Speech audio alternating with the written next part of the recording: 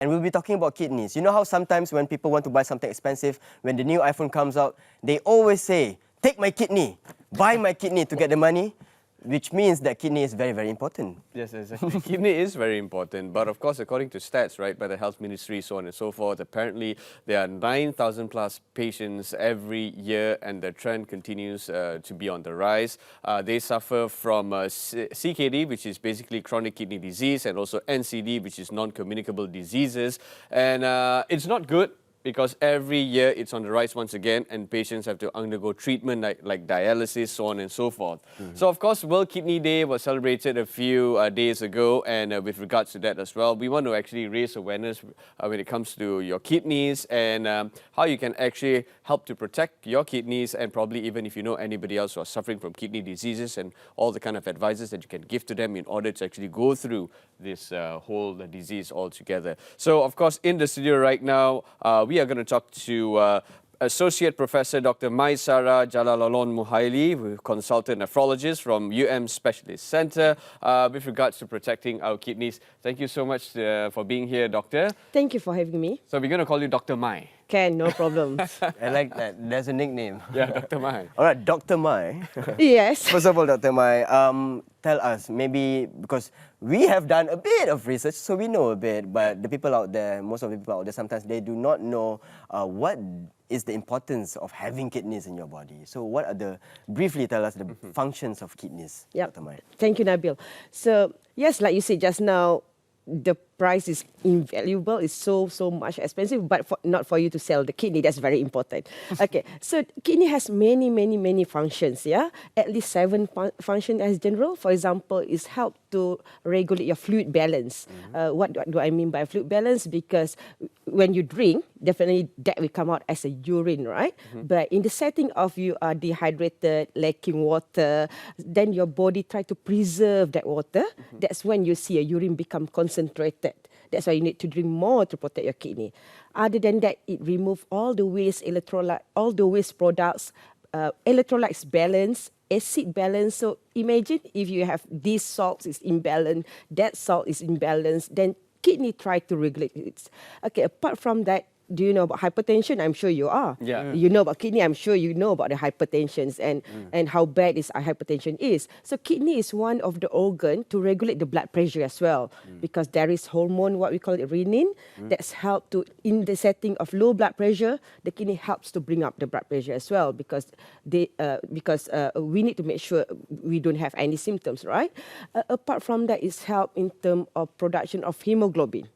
It's red blood cells. So in kidney patients, they not just cannot remove the toxin, they cannot remove the waste product, but they cannot produce enough hemoglobin. That's lead to having all sort of symptoms. Not just that, okay, kidney is related with bone health as well, because kidney is the one that help to produce activated vitamin D that help into the calcium hemostasis in the body. So kidney important for the bone, kidney important for hemoglobin, kidney important for the fluid that you drink, kidney important to secrete a lot of unwanted stuff in the body, as well as the drugs. You know what they say, right, Nabil? So small yet so powerful. Yes, it is. You're right there. Yep. Yeah, out of curiosity, how big is a human kidney? Like, it's probably the size of a fist, or? Usually the normal size, about 10 to 12 centimeter. All right.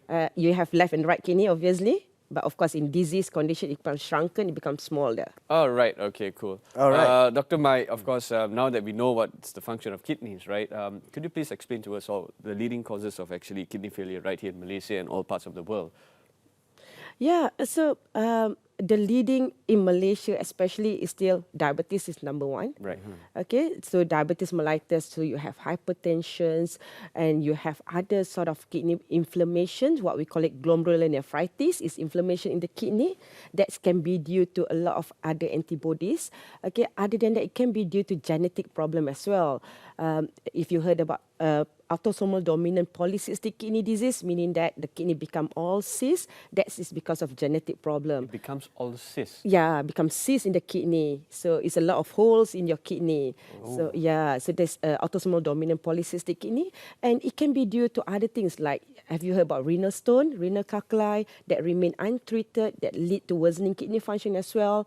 Urine infections, okay? Yes, urine infections is very mild, but when someone has recurrent episodes of urine infections, that's something worrying as well because it can lead to kidney problem as well. When it comes to urine infections, are we talking about UTI? Yes, UTI, but it's become recurrent and left not treated, it's become a problem. Oh, right. I think one of the symptoms that is most talked about when it comes to kidneys is kidney stone. Yeah. So Yeah. there's something that you mentioned also. Yes. So calculi, one of the things that can lead to progression to chronic kidney disease because kidney stones, and we know that when patients have kidney stone, we advise patients to drink plenty of water to get rid of the stone, taking care of your diet, foods. So if those not being taken care of and the stone block the pathway, which is the ureter, then kidney becomes swollen up and eventually after a long run it can damage. Yeah. Right. So coming to a long run, and also we also will have to actually understand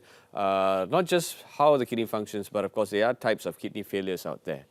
Yes. Yeah. So could you mention more on the types of kidney failures? Okay. I would like to stress on the two main causes. Just now I mentioned plenty of causes, right? But the two main one, the one that I think we as a Malaysian can improve our lifestyle is diabetes mellitus and hypertension. Because obviously this related to diet. And apart from that, other thing that can lead to kidney problem is smoking. Okay? Yes, those that still smoking, please stop smoking because it can cause kidney problem as well. Not to forget the heart problem also leading to kidney problem. Yeah, there are all sorts of complications. Exactly. Kidney is like secondary things that receive a lot of other insult from other things. Yeah, the thing is, it's Yeah. so sad to actually understand that once your kidney is done, you get all sorts of complications. You know, it can be the heart, it can be, it can be everything at all in your body. So going back to answer your question just now, what type of kidney failure that we have? We have acute kidney injury and chronic kidney disease, the one that you mentioned just now. And is this chronic kidney disease leading to end-stage kidney disease when people need dialysis support? So acute kidney injury is something that, everybody can have it, especially when you have infections. Okay, it's not just focused on urinary tract infections. It can be other sorts of infections that can increase your serum creatinine or cause kidney injury because it's inflammations in the body, and also dehydration as well. Dehydration is not just not taking enough water. Patients can have severe vomiting, severe diarrhea, and you just leave it, stay at home, then become so dehydrated that can leading to acute kidney injury as well. Okay, other cause acute kidney injury, like I've mentioned, inflammation, autoimmune disease that can lead to acute kidney injury. But this chronic kidney problem, the one that I stressed on earlier, is still hypertension, diabetes, chronic heart failure, smoking, obesity, not to forget, can lead into the chronic component. Yeah, so these are those two. And just now we saw the stages of kidney disease. Right. And that stages is referring to chronic kidney disease. Okay, we have stage 3, 4, 5, and eventually they need dialysis support. All right, and dialysis support is because I've heard of a friend's relative who had to go to dialysis centers to get dialysis supports, and one of the reasons why that's unfortunate is because you can't really carry out your daily lifestyle. Yeah. Because you kind of have to schedule your life around visits to the support center, and that will severely damage your lifestyle. 3 times a week. A few times a week, and you have to be, I guess, attached to a certain location for a long time because you can't really leave that area for a long time. Yeah. But of course, this is all horrible, Dr. Mai. But of course, we want to get some good news out of it as well. Yep. I wonder if one has problems with their kidneys, can they recover, and how long does it take for them to recover? Okay. So, yeah, I'm very impressed with two of you. You know a lot of things about kidney and kidney replacement therapy, at least a bit of it. So, anyway, yes, we mentioned about recovering, that's referring to acute kidney injury. Okay, those that can recover if you have this acute insult like infections, or you have kidney stones, or you have dehydrations, because that can be recovered. It takes a couple of days, maybe weeks, and can be months as well. Oof. Okay, for example, if you are very, very dry, you cannot eat, you're having very bad diarrhea, you go to the hospital, we put you on the drip, that basically to replenish the water in the body, then eventually to help the kidney to function normally again. That's recovery will take quite fast. It's a couple of days. Okay, but those if it's due to something else, if you have a stone, you need to remove the stones. Then only then the kidney can recover. If you have inflammations, what I mean, this is it's not very rare, but it's antibody diseases, autoimmune diseases that can attack the kidney. For example, lupus nephritis, if you heard about it, IgA nephropathy. That's need a specific treatment to help the kidney and to improve the inflammations in the body so that the kidney can function normally again. But if you're talking about CKD, unfortunately, how to take care of those, this kidney function will get progress and patients need dialysis like what you mentioned just now eventually. But what our job as a nephrologist try to help people out there that are suffering from chronic kidney disease to delay the need of dialysis. To delay the Yeah, that's very important. What we call it retardations of CKD. That's very important because I don't want to see someone with, for example, stage 4 CKD and straight away need dialysis the next month, right? So we try our best, try to delay the need of dialysis support, try to mentally prepare the patient as well because if you need dialysis, that's not end of the life, right? Yeah. Yeah. But does that mean that if you need dialysis, then that's probably is the worst thing for you to have in relation to having problems with the kidney? Okay, so this is something that I think we need to educate all the populations because you are talking about renal replacement therapy.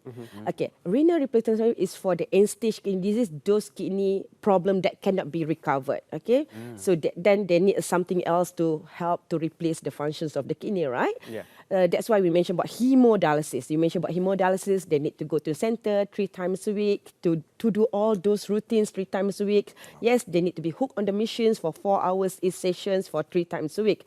But there are other type of renal replacement therapy, which is peritoneal dialysis. Okay, peritoneal dialysis patients can do themselves at home. They have authority to do themselves. Of course, we need to educate the patients how to perform at home and to perform the peritoneal dialysis, but not to forget kidney transplantations. I think this is still a very important topic by itself. Okay, 20 minutes is not enough for me to talk about kidney transplantations. Okay, because if someone had a kidney transplantations, then can go back to works like normal, then they can do other routine activity like normal other patients as well. Normal other populations, general populations, because they get the full kidney that to replace the old kidney that's not function. Yes. All right. So which basically mean at the end of the day, you just need one kidney to actually help you function, right? Yes, you are totally correct. You just need one kidney. So that's the reason why in context of kidney transplant, we take a kidney from a living donor that have consented to donate the kidney. And of course, family members, so on and so forth, which is close to you, would be the ideal person to donate. Yeah, it can be your parents, your siblings, that your family, immediate family members, but it can be your auntie, your uncle as well. It can be your spouse as well because you have husband, you have wife, spouse can donate as well. And not to forget those unrelated, but they are very close, and of course there is authority to approve it. But if the donor consent to donate the kidney, yes, we can bring this up. But the reason why, when it comes to your family members who are the closest to you or who are close to you, the reason why they are ideal is because of the blood type. Yes, the blood type and also their genetic sequence as well. They're quite meshed to each other and the blood type. But nowadays, medicine also is evolving. It's not necessary you need to have a similar blood type, then you can donate. Right. We can perform a kidney transplant in different blood type as well. But of course, we need to do a detailed test, things like that, to ensure that You're this a good to proper go. batch, yeah. Yes. But Dr. Mai, we've heard of 2 heads is better than 1. Is it the same with kidneys? Is 2 kidneys better than 1? Not necessary because for one person to be eligible for the donor, okay, if they're keen to donate the kidney, of course we need to investigate thoroughly. I can assure you it's more than full medical checkup. Right. Okay, from head to toe, everything, the heart is fit, things like that. The kidney also need to be fit as well. If the kidney function is not adequate for that particular person, then this person is not eligible to be a donor. So this kidney function need to be adequate for this particular donor. Only then they can give one of their kidney. So you're going to go through a thorough examination before you can actually give away your kidney. Yes. All right, so now that we know some of the treatments involved and Yes. so on and so forth, right? Coming back to kidney disease, CKD and all those kind of stuff, to all our viewers out there, what are the signs, the early signs, symptoms of CKD? Okay. That's the problem about kidney. It's not like when you have a heart attack, you have a chest pain, you have sweating, then you go to the hospital, the cardiologist did angiogram, and then after that your heart is okay, things like that, right? Unfortunately for CKD, I'm talking about CKD, it's not the acute kidney injury, because acute kidney injury is something that, yes, it can be recovered. But for this CKD, when it's mild CKD, for example, stage 3, A or 3B, the one that stages that you have seen earlier, people hardly has any symptoms. Oh my. Yes, so that's why it's remain unnoticed until it become later stage.